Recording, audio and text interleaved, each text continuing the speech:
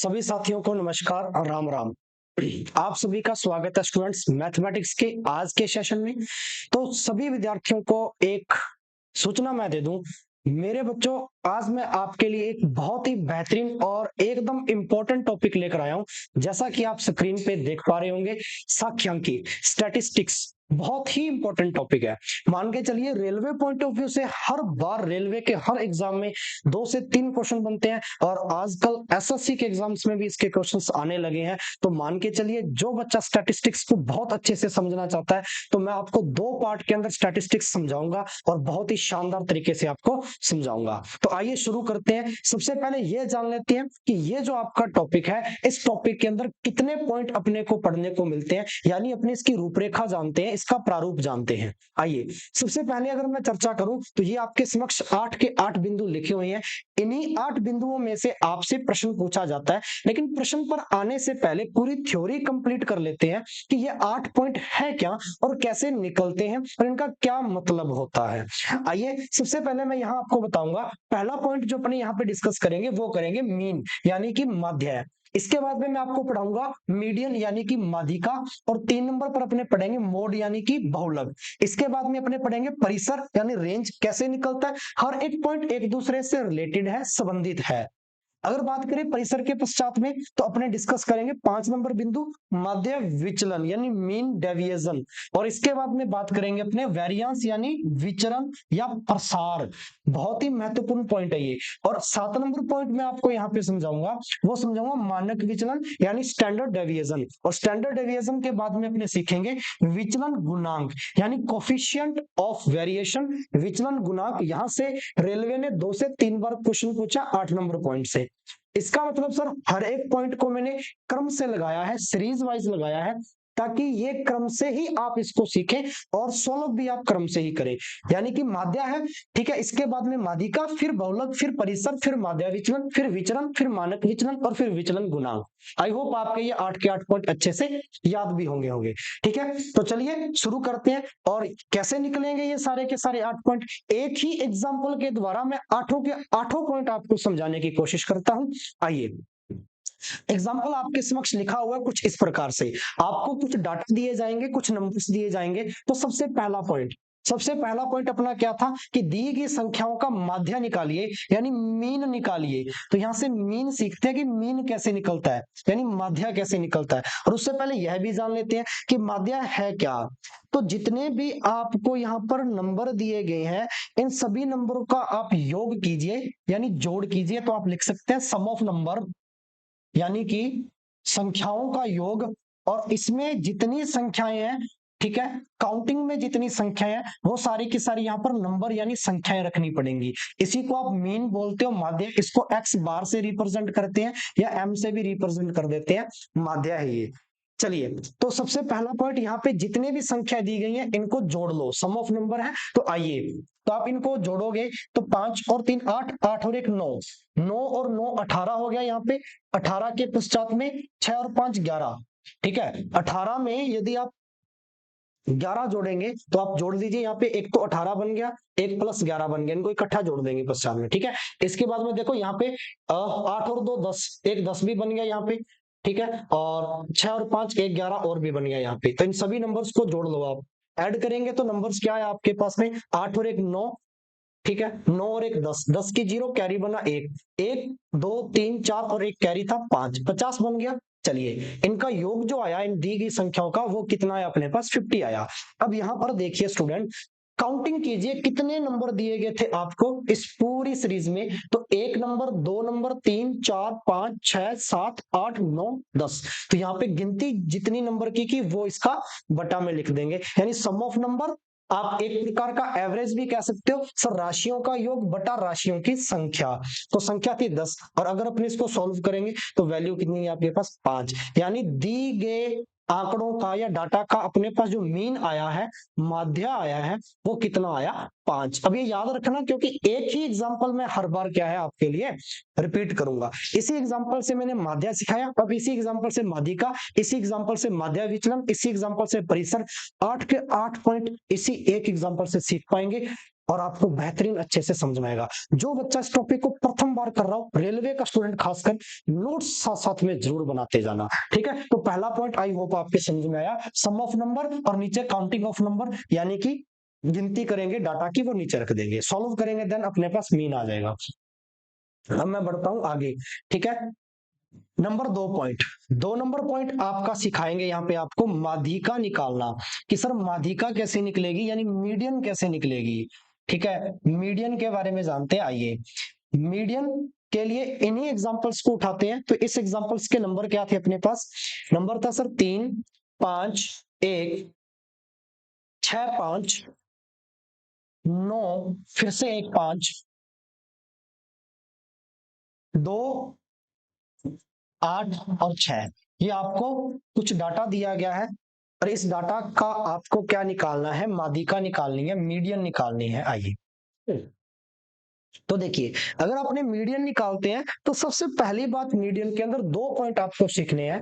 Median में 2 point सीखने हैं कि जो आपको डाटा दिए गए हैं सीरीज में या श्रृंखला दी गई है, इसको या तो आप बढ़ते क्रम में लिखें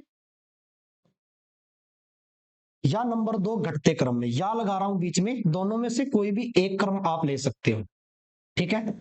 तो आप कोशिश करा करें बढ़ते क्रम में लिखने के लिए, यानी दी गई श्रृंखला को आप क्या करें, बढ़ते क्रम में लिखें। बढ़ते का मतलब पहले छोटा फिर बड़ा फिर बड़ा फिर बड़ा, तो बढ़ते क्रम में अरेंज कर लो पहले इस श्रृंखला को। बढ़ते क्रम में देखिए, सबसे छोटा नंबर तो 1 ही है, इसके बाद में यहाँ पे 2 भी दिया गया है, फिर 3 दिया गया है, 4 है क्या, नहीं है, 5 है, 1, 2, 3, 3 बार 5 आ गया, तो 5, 5, 5, जितनी बार रिपीट होगा नंबर उतनी बार तो रखेंगे ही रखेंगे, ठीक है ना, ये ध्यान रखना थोड़ा सा। चलिए, इसके पश्चात में आगे चलते हैं। 5 के बाद में 6 है, 6 2 बार आ गया, देख लो, 6 और 6। इसके बाद में 7 नहीं है, 8 है एक बार, ठीक है, 8 ले लिया। 9 कितनी बार है, पूरी श्रृंखला में एक ही बार है, तो टोटल देख लो 10 नंबर हो गए आपके क्या, काउंटिंग में, ठीक है, 10 नंबर हो गए काउंटिंग में। चलिए, ये आपने किस में लिखा, इसको बढ़ते क्रम के अंदर लिखा, असेंडिंग ऑर्डर में आपने इसको लिखा। अब असेंडिंग असेंडिंग ऑर्डर में लिखने के पश्चात में क्या करना है आपको, ये तो फर्स्ट स्टेप था, सेकंड स्टेप इसका ध्यान से सुनना। जब आप इसको बढ़ते क्रम में लिख लोगे, देन उसके बाद में आपको देखना है, श्रृंखला की गिनती करनी है। गिनती के पश्चात ये देखना है कि श्रृंखला की गिनती करते समय सम संख्या है या श्रृंखला सम है या श्रृंखला विषम है। तो गिनती कीजिए, तो गिनती करा आपने, पूरे 10 नंबर थे इसमें, तो 10 है आपकी सम, 10 है आपकी सम। सम है तो याद रख लेना, फॉर्मूला भी बता देता हूं, फिर मैं सीधा बता दूंगा।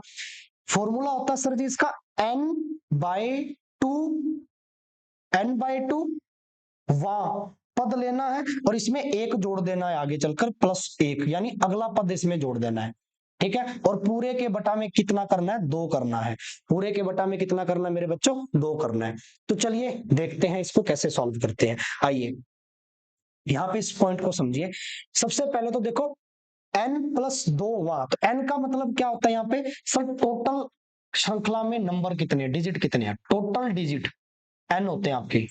टोटल श्रृंखला में डिजिट गिन लो, 10 डिजिट था, तो 10 बटा में कितना बेटा, 2, 10/2 कितना पद बन गया, 5वां, 5वां पद बन गया, +1 जोड़ देना है, बटा 2 कर देना है, बटा 2। बटा 2 का मतलब क्या है, ये यहाँ पे बटा 2 क्या है भाई, ठीक है ना, 5वां पद करके अपने को बटा कर देना है। ये काफी इंपॉर्टेंट पॉइंट है, अच्छे से समझ लेना इसको एक ही बार में, ताकि बार बार आपको इसमें प्रॉब्लम्स ना आए। यस और नो। चलिए, चलिए, तो 5वां पद निकाल के बटा में क्या कर दोगे मेरे बच्चों, 2। तो 5वां पद गिन लो सबसे पहले, 1, 2, 3, 4, 5, ये रहा भाई 5वां पद। इसमें एक जोड़ना, एक का मतलब अगला पद, एक का मतलब क्या होता है, जस्ट अगला।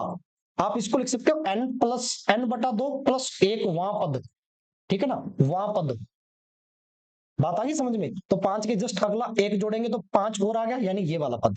इन दोनों का योग कर दो, यानी कि ये दोनों आ गए ना अपने पास, इन दोनों का योग करना होता है, ठीक है ना, बीच में योग है। और योग करने के बाद में 2, 5 + 5 कितना आ जाएगा मेरे भाई, 10 आ जाएगा, और 10 का बटा में 2 करूंगा, उत्तर कितना है 5। यानी दी गई श्रृंखला की माध्यिका कितनी आएगी, 5 आएगी। इस पॉइंट को मैं 2 बार रिपीट करूंगा, दोनों बार आपको अच्छे से समझना है। ठीक है, चलिए पूरा मैं फॉर्मूला लिख देता हूं यहाँ पे, आइए जानते हैं। माध्यिका, एक बार अगर समझ में नहीं आया कोई दिक्कत नहीं है, हर बच्चे के लिए हो सकता है ये नया बिंदु हो, नया पॉइंट हो। माध्यिका निकालने का सबसे पहला पॉइंट, अगर आप इसको बढ़ते क्रम में लिखोगे, पहला स्टेप बढ़ते या घटते किसी भी क्रम में बना लीजिए श्रृंखला। बढ़ते क्रम में लिखने के बाद आप क्या चेक करेंगे, संख्या, गिनती, काउंटिंग, डाटा की काउंटिंग, एन, ये होता है एन बटा दोवां पद, एन बटा दोवां पद प्लस एन प्लस एन बटा 2 प्लस 1वां पद बटा 2। ये कब होती है, जब श्रृंखला की गिनती एक सम संख्याएं हो, गिनती एक सम आए, एक इवन नंबर आए, ये याद रख लेना, एक इवन नंबर आए। अगर सर जी विषम संख्या आए, ओड नंबर आए, जैसे श्रृंखला 9 दी होती, श्रृंखला की गिनती करने पर 7 पद दिए होते, श्रृंखला की गिनती करने पर 11 पद दिए होते, तो बड़ा ही सिंपल है, फिर आपके लिए बड़ा ही सिंपल पॉइंट हो जाएगा, सीधा सीधा ही। ठीक है ना, फिर आपके लिए बड़ा ही सिंपल हो जाएगा, फिर आप सीधा सीधा ही कर सकते हैं। अगर आपको ओड दिया जाए, ठीक है ना,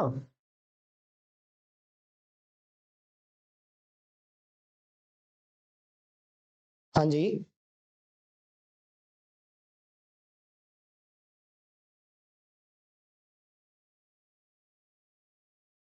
हम्म, चलिए, अगर आपको श्रृंखला ओड दी जाए यानी कि विषम श्रृंखला दी जाए, तो फिर आपके पास बहुत अच्छा पॉइंट है, फिर तो आप डायरेक्ट कर सकते हो, एन बटा 2 प्लस 1 वहां पद आपको लेना होता है। ठीक है, बस कुछ नहीं करना होता है ना, बहुत ही शानदार पॉइंट है आपके लिए, कंप्लीट है, एन प्लस 1 वहां पद लेना होता है फिर आपको आगे। ठीक है, यहाँ पे ये जो प्लस जोड़ा ना, ए प्लस, इसका मतलब होता है अगला पद, ये सुन लेना मेरे भाई, इसका मतलब होता है अगला पद, यानी कि एक बीच वाला एन बटा 2 जितना आया उसका अगला पद। ठीक है, जैसे कि यहां बनाया था, इस पे आ जाओ वापिस, इस पॉइंट पे आ जाओ यहाँ पे वापिस। ठीक है, देख लो एन का मान कितना आया था मेरे बच्चों, एन बटा 2 तो नहीं, एन का मान कितना आया था, पूरी श्रृंखला थी सर 10, आपने 10 गिनी थी श्रृंखला में।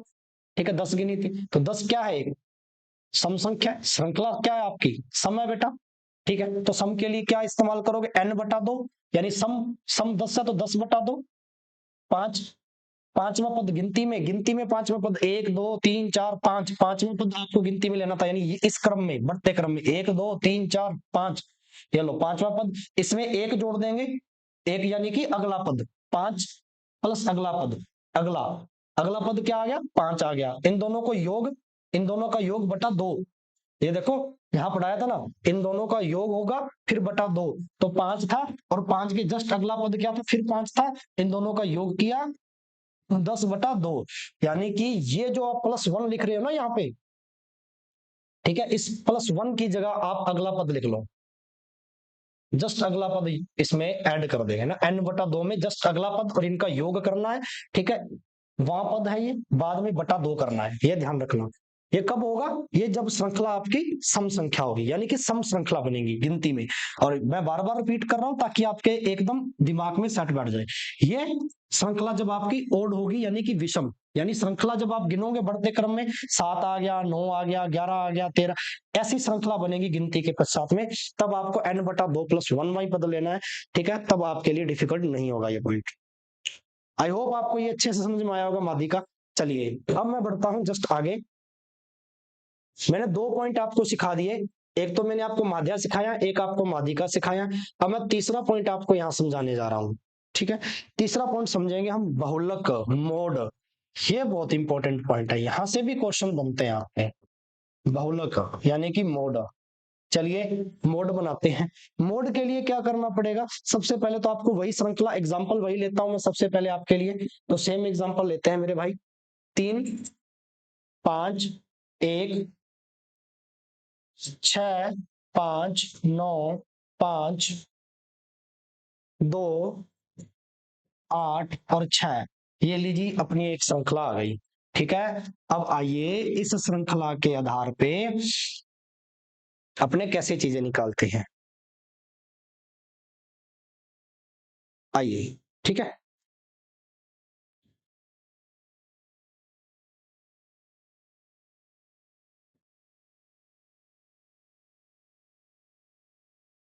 चलिए, मोड का मतलब क्या होता है? बहुलक। बहुलक, बहुलक का मतलब होता है बहुत बार आना। जब संख्याएं बहुत बार आ जाए सीरीज में, उसको बहुलक बोलते हैं। बहुलक का सीधा सीधा मतलब क्या होता है? बहु, बहु का मतलब बहुत बार, सीधा सीधा एकदम सिंपल आसान भाषा में बहुत बार या ज्यादा बार। जब आपकी श्रृंखला में कोई भी डाटा, कोई भी पद बहुत बार रिपीट हो जाए ना, वही आपका बहुलक होता है। अब श्रृंखला में बहुत बार अंक कौन सा रिपीट हुआ है, तो गिनती करो। देखो, एक एक ही बार है, दो एक ही बार है, तीन एक ही बार है, पांच देखो, एक, दो, तीन। मेरे भाई, पांच जो है वो तीन बार आ गया यहाँ पे। छह, छह दो ही बार है, ये देखो। चलिए, आठ भी एक बार लो, तो पांच सबसे ज्यादा बार आया। जो डाटा सबसे ज्यादा बार आएगा वही उस श्रृंखला का क्या होगा? मोड होगा, मोड होगा, या उसका बहुलक होगा। ये बात अगर समझ में आई हो तो यस करो, या आप लिख सकते हो कॉपी में, दी गई श्रृंखला में, दी गई सारणी में, अगर आपका डाटा जो ज्यादा बार रिपीट होगा, सेम नंबर ज्यादा बार रिपीट होगा, वही आपका क्या बनेगा? बहुलक बनेगा। जो डाटा आपका ज्यादा बार रिपीट होगा, इस श्रृंखला में पांच बार, पांच ज्यादा बार था, तीन बार था, तो पांच ही आपका क्या होगा मेरे बच्चों? मोड हो गया। आई होप आपको ये अच्छे से समझ में आया होगा। देन इसके बाद में चलते हैं नेक्स्ट पॉइंट पे, ठीक है। तो चलिए, नेक्स्ट पॉइंट मैं आपको यहाँ पे समझाने जा रहा हूं, अगला बिंदु। तो आप देखिएगा, अगला बिंदु है आपके लिए यहाँ पे परिसर। अब ये परिसर क्या चीज है? परिसर का मतलब होता है मेरे बच्चों रेंज। परिसर का मतलब क्या होता है? रेंज। तो आइए रेंज के बारे में जानते हैं कि यहाँ रेंज का क्या मतलब है। और रेंज निकालने के लिए एग्जांपल मैं वही सेट करूं आपके लिए, ताकि एक एग्जांपल से आप अच्छे से सीख पाओ। तीन, पांच, एक, एग्जाम्पल वही था। छह, पांच, नौ, पांच, दो, आठ और छह, ये आपका एग्जाम्पल है। 10 नंबर पूरे हैं। चलिए, परिसर क्या होता है, रेंज क्या होती है? जैसे आपको कह देते हैं ना, आपकी रेंज कहां तक है। रेंज का मतलब होता है सर जी आपका गैप, आपका अंतर। अगर आप यहाँ पे खड़े हो और आप यहाँ पे पहुंचे पॉइंट बी तक, तो मैं पूछूं यहाँ से यहाँ के बीच की रेंज क्या है, तो आप टोटल यहाँ पे दूरी माप लोगे, वो आपकी रेंज हो जाएगी। समझ में आ गई बात? तो यहाँ रेंज शब्द से ही पता लगाना अपने को। परिसर का मतलब ये होता है कि पूरी श्रृंखला में से बड़ी संख्या, बड़ी संख्या, और पूरी श्रृंखला में से मेरे बच्चों छोटी संख्या, ये लो और इनके बीच का अंतर निकाल दो, और आपके पास क्या आ जाएगी? रेंज आ जाएगी। ये छोटी संख्या लेनी है और बड़ी संख्या। तो सबसे पहले तो बड़ी संख्या देखो, सबसे बड़ी संख्या 9 है, 9 ले लिया। सबसे छोटी संख्या ढूंढो, 1 है, 1 ले लिया। 9 और 1 के बीच का अंतर कितना आएगा? 8। तो रेंज कितनी आई इसकी? 8 आई। परिसर कितना बनेगा बच्चों? 8 बनेगा। क्या ये बात समझ में आई? दी गई श्रृंखला में आपको सबसे बड़ा डाटा देखना है और फिर छोटा डाटा देखना है, इन दोनों के बीच का अंतर कर लोगे, परिसर आ जाएगा। क्या ये बात अच्छे से समझ में आई क्या आपको? ठीक है, मैंने 4 पॉइंट आपको यहां तक अच्छे से पढ़ा दिए हैं। अब मैं चलता हूं नेक्स्ट 5वें पॉइंट पर। ठीक है, 5वां पॉइंट है अच्छे से आपके लिए माध्य विचलन। 5वां पॉइंट सीखेंगे बच्चों, माध्य विचलन, मीन डेविएशन। मीन डेविएशन क्या चीज है, आइए इसके बारे में जानते हैं। शब्द से थोड़ा सा अपने को अंदाजा लगाना है ताकि समझ अच्छे से सके। माध्य तो हमने सीख ही लिया। विचलन का मतलब होता है विचल जाना, भटक जाना। इस शब्द का हिंदी शाब्दिक अर्थ निकालो। विचलन, भटकना, विचलित हो जाना। किससे विचलित होना है? जो अपने को डाटा दिया जाएगा उससे विचलित होना है। तो सबसे पहले मैं लिखता हूं यहाँ पे डाटा, फिर वहां डाटा आप लिखने के पश्चात चीजों को समझ पाएंगे। एक बात मैं और समझा दूं, माध्य विचलन जो होता है वो 2 प्रकार से निकलता है। पेपर में अपने को नहीं देगा कि आप इस आधार पे निकालिए, अगर दे दे बाई चांस फिर तो अपने को निकालना ही होगा। अगर नहीं दिया तो आपको आसान रास्ता चुनना है।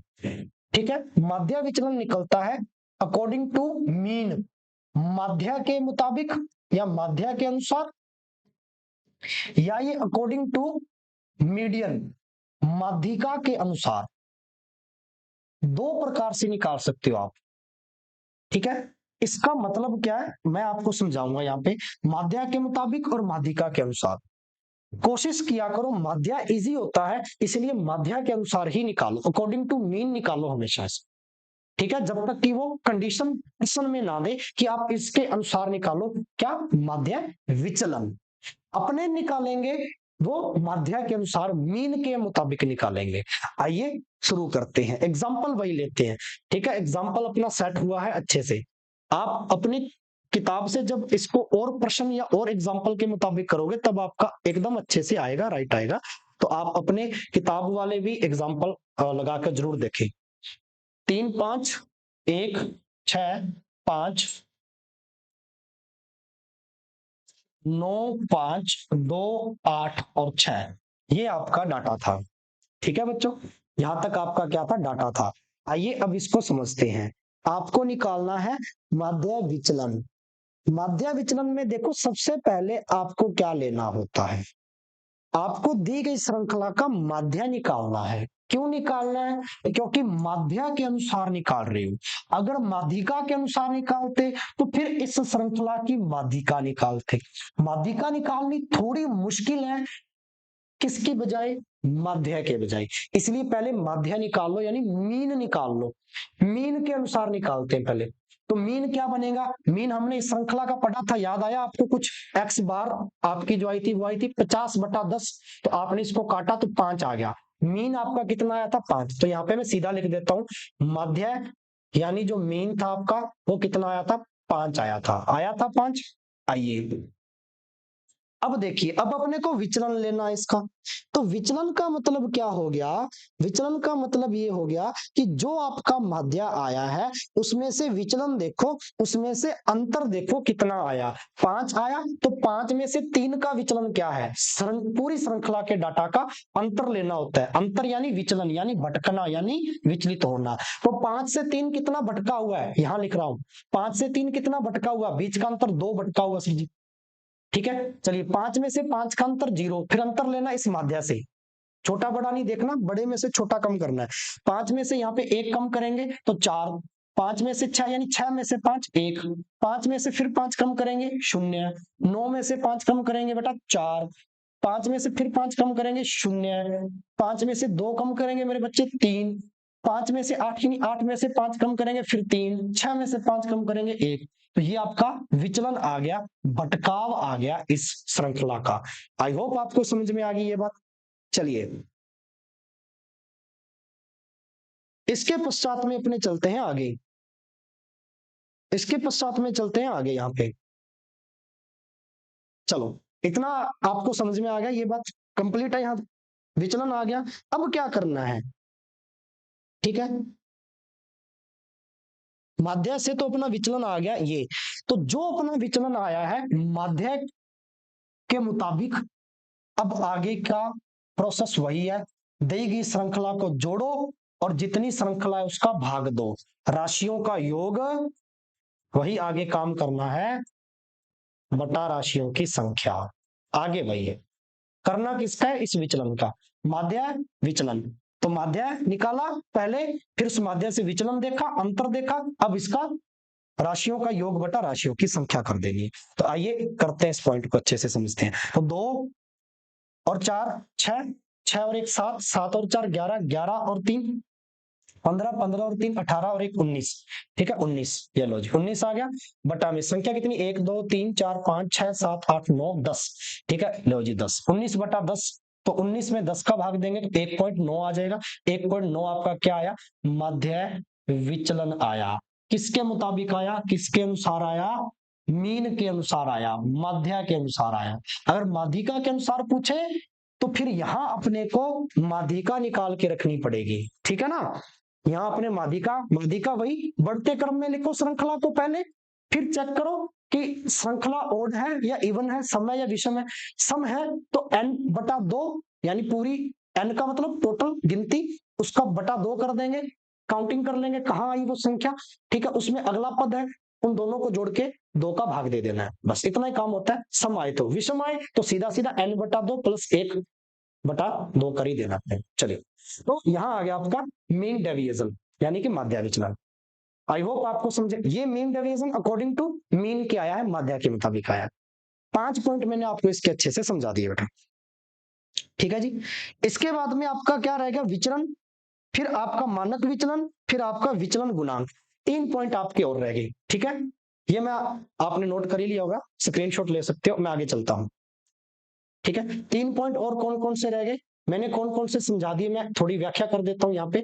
माध्य समझा दिया, माध्य का समझा दिया, मीडियन समझा दिया, ठीक है। बहुलक समझ लिया बेटा आपने, मोड समझ लिया अच्छे से, परिसर समझ लिया, रेंज समझ ली, और अभी लास्ट में समझा आपने माध्य विचलन। अब इन 5 पॉइंट को आप अच्छे से दोहराओगे, रिवाइज करोगे और इसके प्रश्न लगाकर देखोगे क्वेश्चन अपनी बुक से।